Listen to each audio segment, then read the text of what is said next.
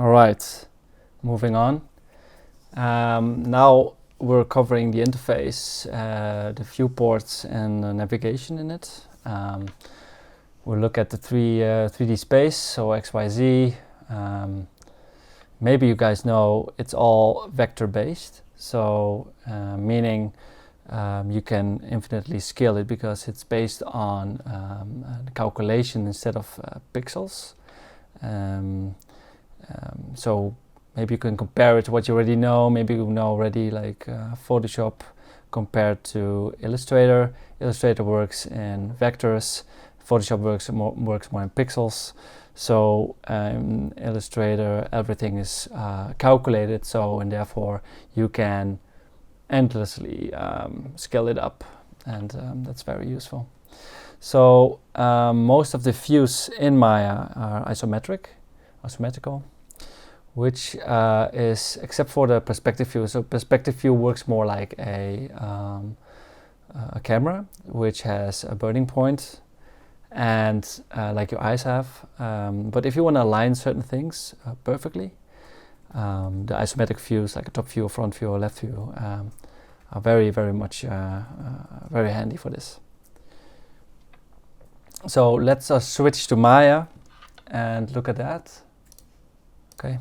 Well, my Maya loads up directly in this view, and in the perspective view, you can see here below perspective.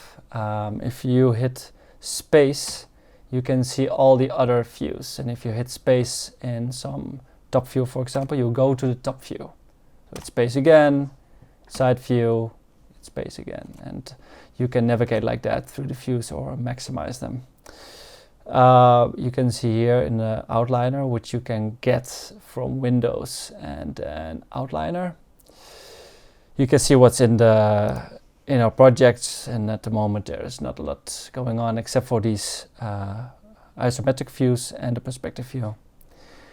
How to navigate? Let's first put something in here, like a cube. So within modeling, polymodeling, there is a cube. You can add a primitive. These are all the primitives, and I'm just added a cube here. Yeah, so I'm using lots of shortcuts, so hopefully you can bear with me with them. So here on the left side, actually you can select us as well, but you can see if you are hitting W, you get this one, which is the move tool. Let's hover over it. Here, move tool. It's W, and you can move all directions in the middle, just on the x-axis on this side, and let me zoom in here, by the way, with space, and on the z-axis on that side, and on the y-axis on that side. And you can also hit, this is just for moving around, right? So you can also hit E on the keyboard, which is for rotate, this one. And of course you can also rotate on all these sides, and also rotate in the middle, which goes all directions. Then you can hit R on the keyboard. Actually it's just like Q, W, E, R. And R is for scaling, so in the middle again, if you hit that box, or the cube, little cube in the middle, you can universally scale. And you can also scale one direction if you hit again these other pivots. So Control Z is of course undo, and I set Q, W, E, R. So what's the Q for? The Q is just to select. That's the first one. I can only select certain stuff. First of all, if I select certain thing, like this object, I can go here to the right corner and see there is a channel box. This is a channel box which tells me everything about the object at the moment, from where it is in space. So the x-axis, it's on this from 0, 0, 0, which is the grid 0, 0, 0 point is here in the middle. So if I hit 0, it will go more to the middle. This as well. This as well. So where is it in space from the grid on? Yeah. So you can see how much it's rotated, and also how much it's scaled. And you can also check how much divisions it has, but we will dive into that a little bit later. Also here we were saying that, okay, we're modeling, but we can also dive into rigging, animation, visual effects, and rendering. And all of them have different sub-menus or menus. So animation have different one.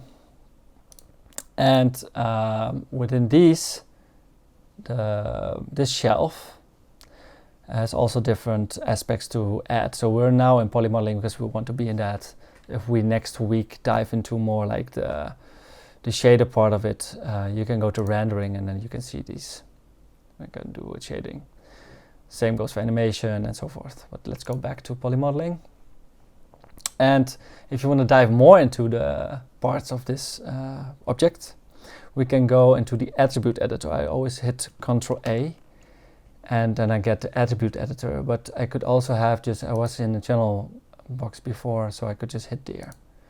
But I like shortcuts. So so I'm here then, and I can see also the translations for this model and the pivot point, how it displayed and everything. And lots of other info, which we're not going to dive into at this moment. And maybe later lessons we'll look at this a little bit further. So if you want to navigate this, except for just moving, what we did, or rotating or scaling, we can hit the Alt button on the keyboard and left mouse click and move around. Right mouse click to zoom in and out. We can also use the scroll button to zoom in and out, which is a little bit less specific. And we can hit the middle mouse button and then Alt and pan the camera. So that's really handy.